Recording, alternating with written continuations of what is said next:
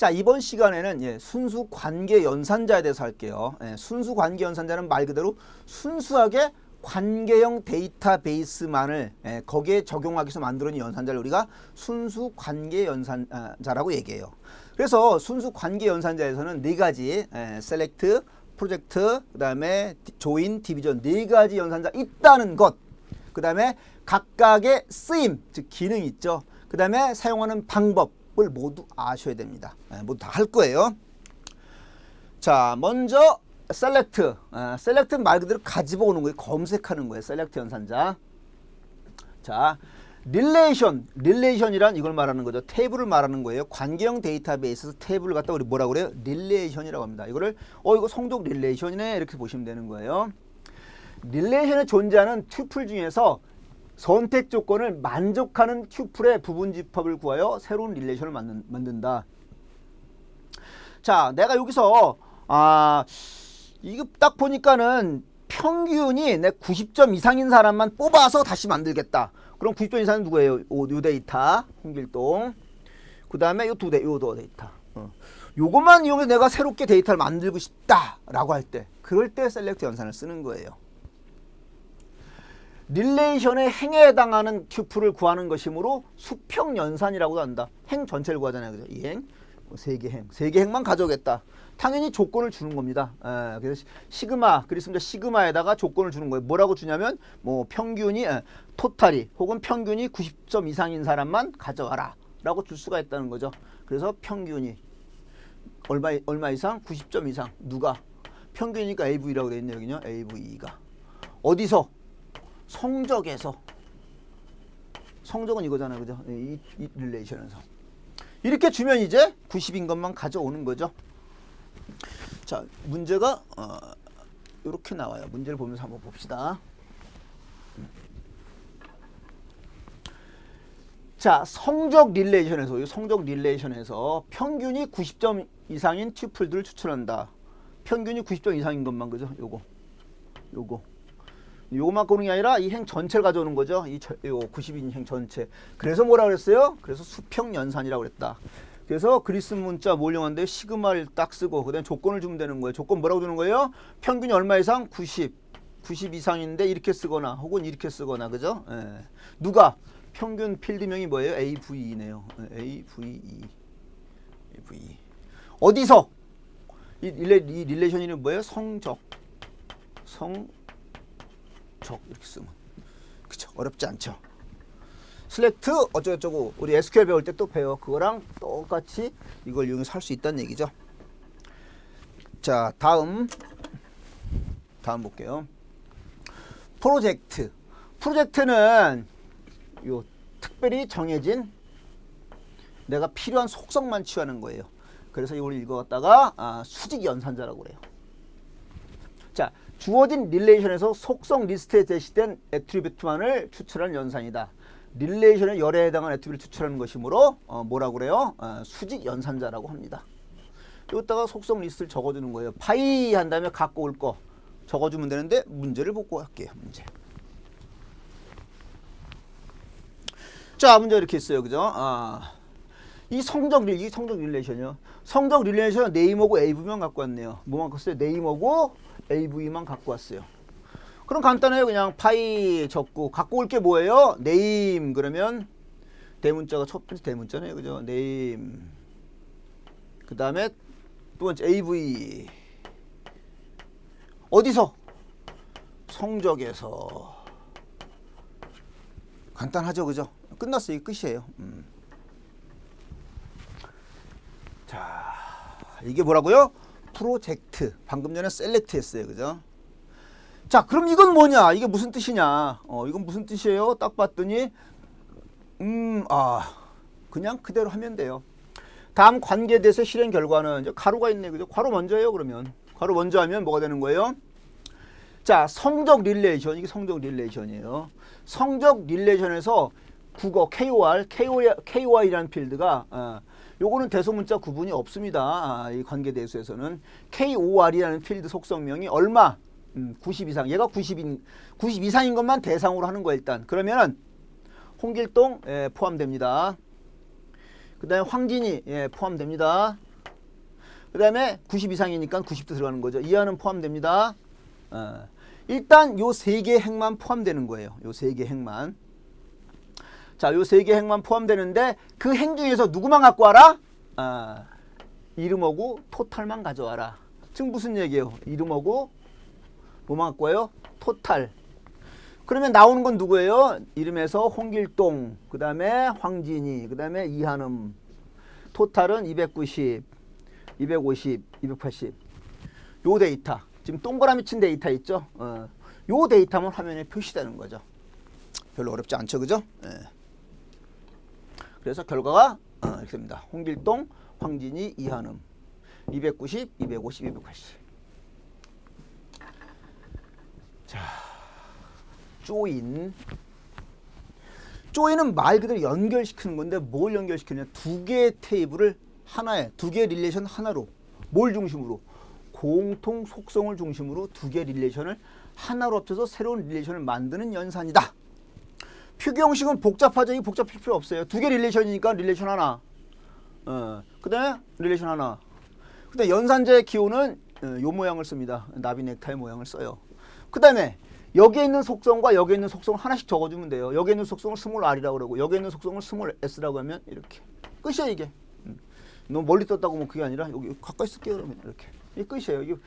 이렇게 일반식을 써놓으면 복잡할 것 같은데 막상 하나씩 놓고 보면 별로 어렵지 않죠. 그래서 요거는 마찬가지로 예제를 보면서 하면은 간단하죠. 자, 성적 릴레이션과 이게 성적이에요. 그 다음에 학적부, 이게 학적부 되게 간단해요, 그죠? 넘버하고 주소만 있네요. 학적부 릴레이션을 남바 속성을 기준으로 합친다. 남바 속성을 기준으로 합친다. 자, 그럼 아까 했던 그대로 하는데 공간이 어디다 적어야 보일까요? 여기다 적으면 보일까요? 여기다 적을게요. 그냥 적을게요. 자, 성적. 그 다음에 누구와? 학적부. 학적부를. 자, 성적에 있는 남바. 근데 연산자기를 먼저 적어줘야 되겠죠, 그죠? 남바. 누구 남바와? 그 다음에 학적부의 남바와. 여기다 남바, 그죠? 는 남바. 요렇게 적으면 끝난 거예요.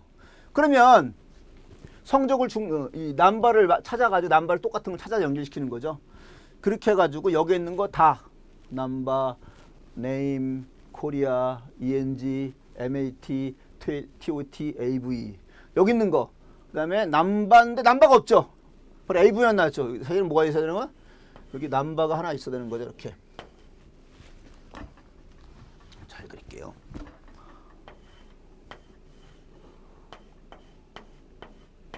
해서 요게 이렇게 돼서 요게 하나가 더 있어야 되는 거 남바가. 그럴 경우에 넘바가 둘이니까는 같은 릴레이션에는 절대로 중복된 속성 이름이 있을 수 없으므로 여기는 성적의 남바라고 딱 찍혀야 되는 거죠.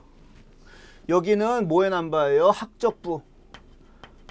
학적부의 남바라고 이렇게 딱 찍혀야 되는 게 여기 있어야 돼요. 이렇게 쓰면. 근데 생각해 보건데 얘랑 얘랑은 똑같은 거잖아, 그죠? 얘랑 얘랑 같은 거니까 이 중복된 게 나올 필요가 있습니까, 없습니까? 없잖아요, 그죠? 그래서 어떻게 하냐? 얘는 나올 필요가 사실 없는 거예요. 나올 필요가 없다고 하면 얘도 성적의 남바라고 굳이 쓸 필요 없이 그냥 남바라고 쓰면 되는 거죠. 이렇게 중복된 필드를 제거해서 한 개만 남겨놓는 그런 조인을 우리는 내추럴 조인이라고 그래요. 자연 조인이라고 그래요. 내추럴 조인. 그래서 어떻게 적느냐? 그럴 때 여기다 남바를 두 개를 적지 않고 그냥 남바를 기준으로 해라. 이렇게 하나만 적어주면 돼요. 그래서 성적과 학적부를 조인하는데 남바를 기준으로 해라 라고 하는 거예요. 그럴 경우에 조건은 반드시 조인하려고 하는 두 테이블에 같은 속성명이 있어야 돼요. 그리고 그 속성명에 들어가는 그 데이터, 즉 도메인이 같아야 돼요. 얘하고 같아야 된다는 거죠. 여기는 학번이 있는데 여기는 주인번호가 있다. 그러면 안 돼요. 근데 뭐 속성은 같이 여기도 남바 절대 될 수가 없습니다. 즉 속성명도 같고 거기에 들어가는 도메인도 같을 때 뭘 할 수 있다? 내추럴 조인을 할 수 있다. 내추럴 조인이 몇 번 나와서 말씀을 드린 거예요. 마찬가지로 별로 어렵지 않아요. 조인도, 그죠? 자, 다음 볼게요. 사실 이게 좀 여러분들이 어려워요. 여기 어려워요. 자, 디비전은 나누는 건데, 자, x와 y가 있는데 y가 x에 포함돼요. 즉 y 릴레이션은 x에 속한 그런 그 속성으로 이루어진 테이블이에요. 그 이 두 개의 릴레이션 rx와 sy가 있을 때 r의 속성이 s의 속성 값을 모두 가진 튜플에서 s가 가진 속성을 제외한 속성만을 구하는 연산이다. 그래서 r 속성 나누기 속성 s 이렇게 쓴다. 어렵죠, 그죠? 자, 이런 문제는 여러분이 그래서 이렇게 생각하면 되게 어려운데, 이런 거 갖다 구체적으로 생각할 때는 구체적으로 어떻게 구체적으로 테이블을 갖고 설명을 하면서 이해하면 훨씬 쉽습니다. 자, 요걸 갖고 이거 정의였잖아요, 그죠? 자, x가 y에 포함되는 y가 x에 포함되는, 지금 무슨 얘기냐? 그 테이블 rx와 sy가 있다. 얘가 r이라고 칩시다. 그럼 s예요. x란 얘기는 번호, 이름, 구입번호고, 그 다음에 y란 얘기는 요거 생산품 코드가 되는 거죠.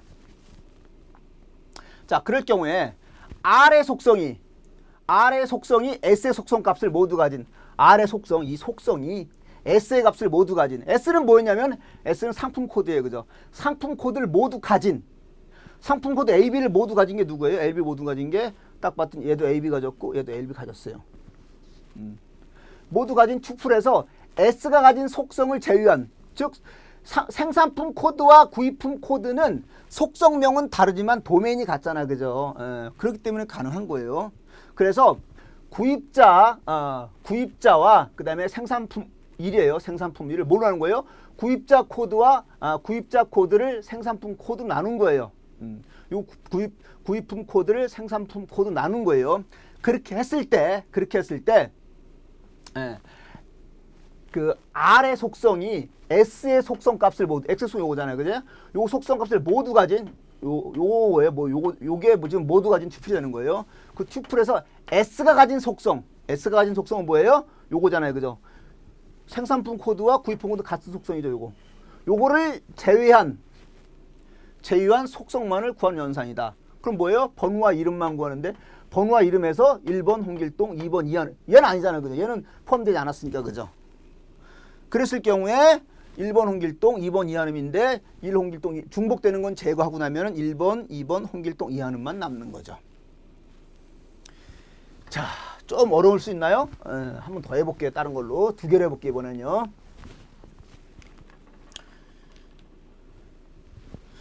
자, 이번에는 구입자의 이름과 구입품 코드, 이름과 구입품 코드를 뭐로 나눠요?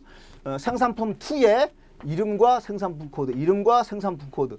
당연히 이 도메인과 이 도메인과 이 도메인은 같아야 되는 거죠. 그러면 이거를 제외했으니까 번호만 나오겠네, 그죠? S 가진 속성을 제외한 거니까 이게 S잖아요, 그죠? 이게 S, 우린 R이라고 놓고 보면, 그죠? R에서 S가 가진 속성, 이름과 생산품 코드, 요건 제외한 속성이니까 결국 번호만 구하는 그런 거예요, 그죠? 근데 여기서 공통으로 가진 것, 즉 이한음 AP, 짝 봤던 이한음 AP, 예변이 없네, 그죠? 이한음 AP, 그죠? 그럼 얘들은 해상이 안 돼요, 그죠? 없으니까, 그죠? 여기서 S가 가진 속성을 제외하는 거니까 이 속성을 제외하고, 즉 누구 번호만 가진 건데 번호만 2번만 해당되네, 그죠? 그래서 2번만 나오네, 그죠?